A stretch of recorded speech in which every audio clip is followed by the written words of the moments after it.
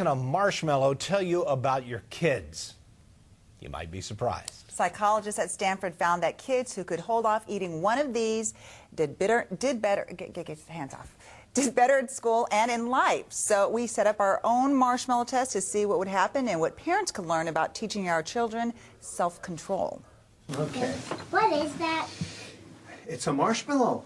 But it's not just a marshmallow. Do you like marshmallows? Yeah. It's what's going to make the next 15 minutes feel like 15 hours for the kids at the Edina Family Center. You can either eat this marshmallow now. I need that marshmallow now. Well, let me tell you what the deal is. So you can either eat it now or wait until we come back and you'll get two. I want two. Dr. David Walsh is a big fan of the original marshmallow test research. He wrote about it in his book, No, Why Kids of All Ages Need to Hear It and Ways Parents Can Say It. The genius of the experiment, however, was that they followed those children for 18 years. And Amelia, the ability to wait for the second marshmallow was an amazingly strong predictor of their success in school, their adjustment, their happiness, even their popularity. What does it mean when a child does eat the marshmallow? You know, we're not predicting that any of these kids are going to be either good at self-discipline or not. What we really want to do is help parents try to figure out how can we help our kids develop more self-discipline, because we do know from a ton of research that that is a key success factor for kids, the ability to say no to themselves. Hi, Lily. Nice to meet you. Nice to meet you too. Lily gets the deal right away. When I come back, what am I going to have? Another marshmallow. In a room with few distractions, she waits and waits and waits. 15 minutes is a long time for a It's a child. very long time for a 4-year-old. 15 minutes is a real long time. In the next room, Lily's mom watches with Dr. Walsh. Surprised she's lasted this long. It's coming up on dinner time. Lily surprises her mom and even herself. And I smelled the marshmallow. I thought I would eat it, but I didn't. Should I give you another marshmallow? Yeah. Absolutely, because that was the deal.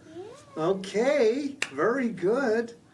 He gave me two marshmallows. Of the 11 kids who took part, 4 ate the marshmallow within the first minute. Among them, 3.5-year-old Casey. Your mom and I are going to go on the errand now. You can either eat one or wait. I'm not eat one, okay? That's whatever you decide is fine. Okay, very good. Casey kept his word. Bye-bye, buddy. I'm not eating. I'm not eating. 11 seconds later, the marshmallow is history. Now it's his twin brother Nathan's turn. So you can either have one or two. It looks like Nathan wants to have his marshmallow and eat it too. I didn't think you'd play with it this much. For 15 minutes, he touches and licks the marshmallow. He even holds it inside his mouth. Yeah, what does eat Eat exactly mean? Now, I didn't really bite into it. define eat? It's tempting to keep watching these kids with the marshmallow, but that's not what this story is really about.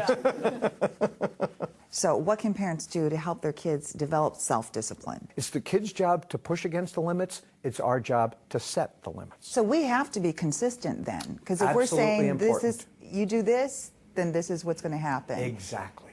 And once you don't do that and you don't follow through, then it's Then like they learn the starting lesson. over again, right? Exactly. Or if I say, no, you can't have the candy bar, and then 10 seconds later I'm giving them the candy bar, what they're learning is no doesn't mean no.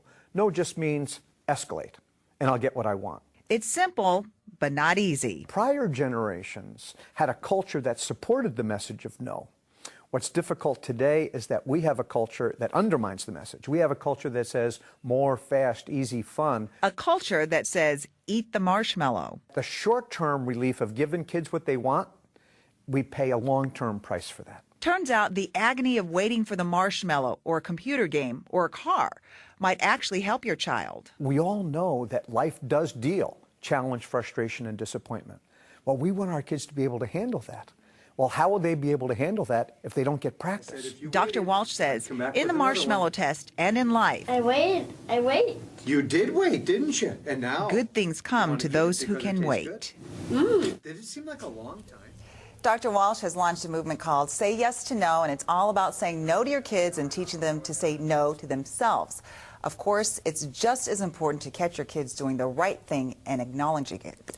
To know more about the initiative, go to WCCO.com/links. You'll also find extra videos of some of the kids in the marshmallow tests, from the ones who didn't last 10 seconds to those who got that extra treat. And then after sports, we'll show you the one clip everyone in the newsroom has been watching all day. It's worth the wait. Guarantee it's worth the wait.